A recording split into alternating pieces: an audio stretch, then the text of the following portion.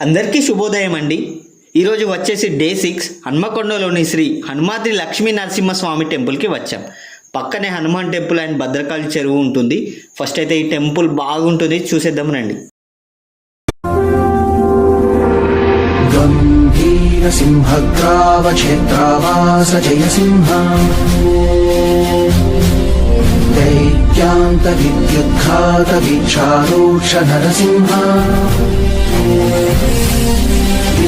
విస్ఫుట కర్కశ చాలిత దీర్ఘహస్తా